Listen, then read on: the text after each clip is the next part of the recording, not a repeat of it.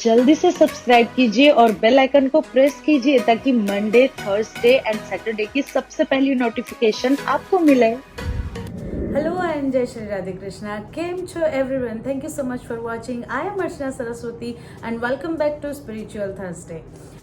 क्योंकि श्रावण मास की शुरुआत हो चुकी है तो आज से हम बात करने वाले हैं भक्ति के 9 प्रकार की। हम सभी जानते हैं कि 9 प्रकार की भक्ति हमारे शास्त्रों में बताई गई है। वो किस तरह से हमारे जीवन में हम इजीली अप्लाई कर सकते हैं, वो उसकी आज से हम चर्चा करने वाले हैं। तो बिना देर किए लेट्स गेट स्टार्टेड।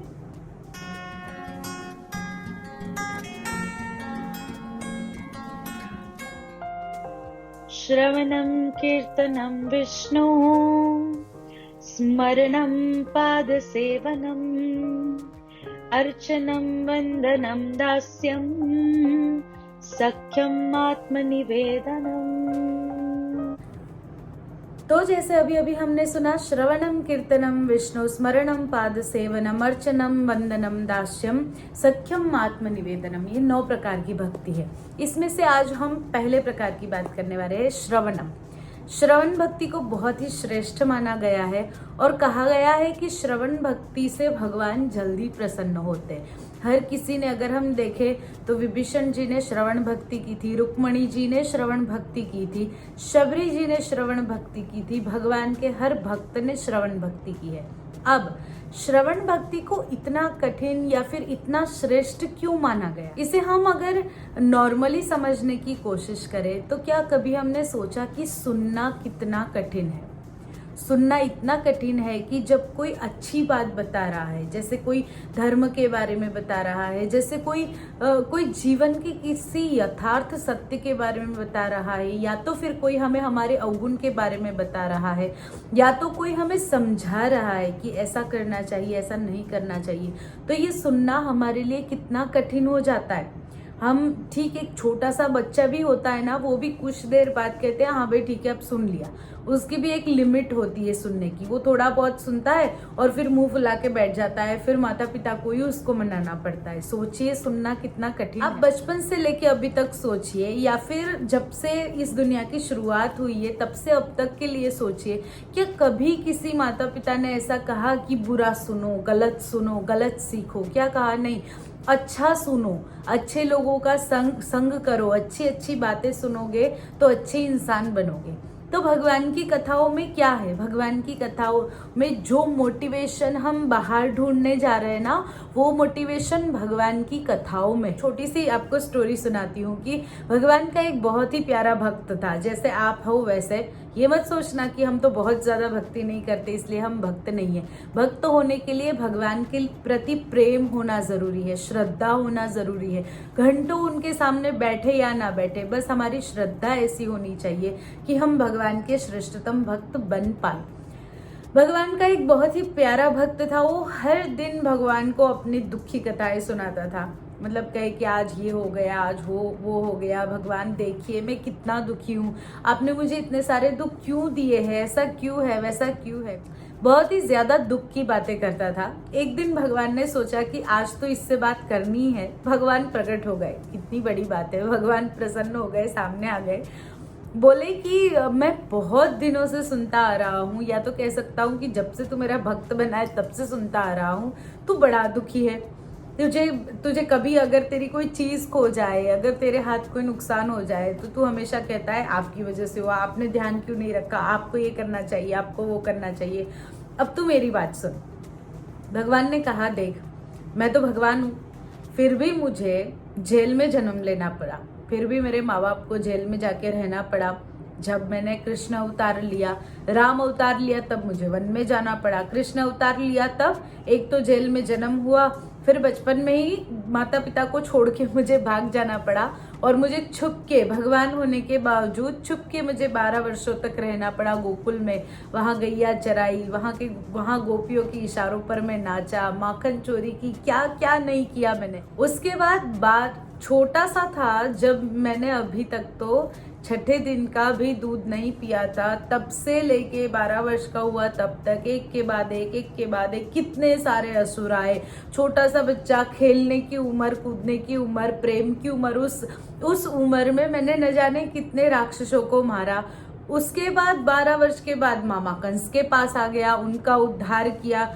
उसके बाद गुरुकुल गया, गुरुकुल में गया तो गुरुजी ने मुझे सीधे ही हम लोग भेज दिया उनके पुत्र को लाने के लिए। भक्त ने वही रोक दिया, भगवान बस करिए, आप रहने दीजिए, आप तो मेरे से भी ज्यादा दुखी है। भगवान ने कहा नहीं, अभी और सुनो, और सुनना बाकी है। उसके बाद मैंने द्वारिका का निर्माण किया। मथुरा से मुझे भगवान होने के बाद रण छोड़ के, यानी कि रणछोड़ बन करके भागना पड़ा। उसके बाद द्वारिका का निर्माण किया, उसके बाद रुक्मिणी जी को भगा कर लेके आया, उनसे विवाह किया तो और शत्रु दल बढ़ गया।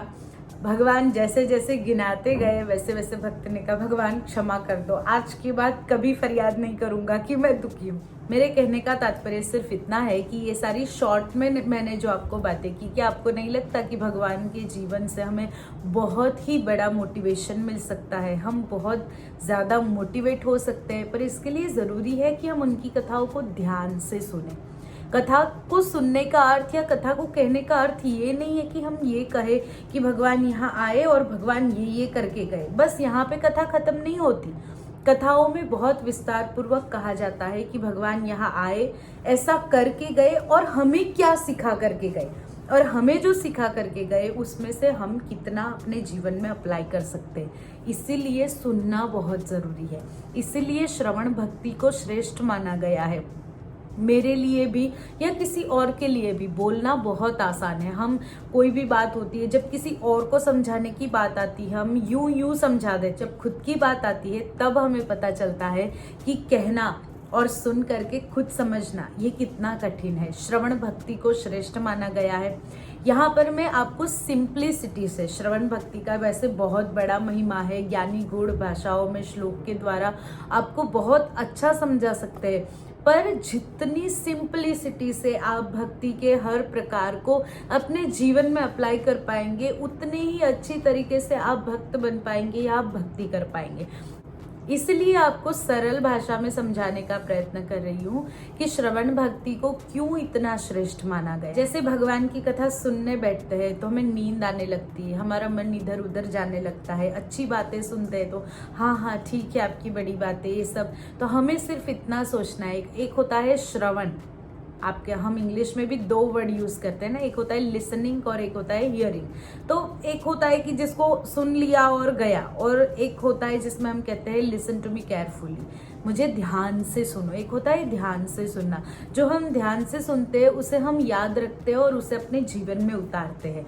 और इसीलिए श्रवण भक्ति श्रेष्ठ है, क्योंकि सुनकर हम बहुत कुछ सीख सकते हैं। जरूरी नहीं है कि हर कोई पुस्तक लेकर पढ़ने बैठ पाए, इसलिए भगवान ने शायद ये व्यवस्था की है कि उनके गुणगानों को या अच्छी अच्छी बातों को लोग सुने, और जितना वो सुनेंगे और उतना अच्छी तरीके से वो अपने जीवन में उसे अप्लाई कर पाएंगे। तो ये है भक्ति का पहला प्रकार, श्रवण, लिसनिंग। ने कहा है कि जो अच्छी तरीके से सुन सकता है वो बहुत अच्छा बोलने वाला व्यक्ति बन सकता है, यानी कि good listener can be a good speaker.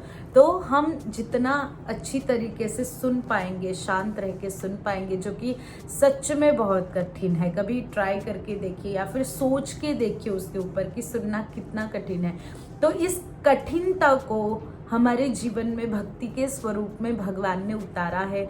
हमारे ऋषि मुनियों ने कहा है कि श्रवण को भक्ति बनाइए, अच्छी अच्छी बातें सुनिए, अच्छी अच्छी बातों को सीखिए, भगवान की कथाओं को सुन करके उनसे प्रेरणा लीजिए कि वो भगवान होकर अगर यहाँ आकर के इस प्रकार से जीवन व्यतीत कर सकते हैं, तो हम तो मनुष्य छोटे मोटे दुख में हमें इतना बड़ा पहाड़ बनाने की कोई ज़रूरत नहीं है।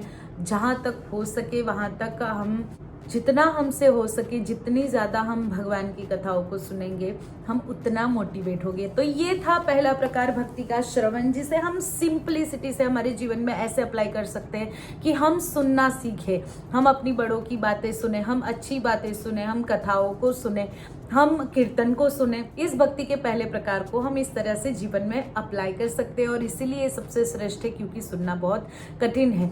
तो आई होप कि आपको मेरी ये सिंपल लैंग्वेज में मैंने आपको जो समझाया भक्ति के पहले प्रकार के बारे में, वो आपको समझ में आया होगा और अच्छा भी लगा होगा। अगर आपको ये पसंद आया है तो please hit the like button, comment करके बताइए कैसा लगा, share with your friends and family, and please do not forget to subscribe. Also, you can follow me on Instagram and like my Facebook page. Link is in description box. I'll see you on Saturday. Till enjoy every moment of your beautiful life. Take care. Bye bye.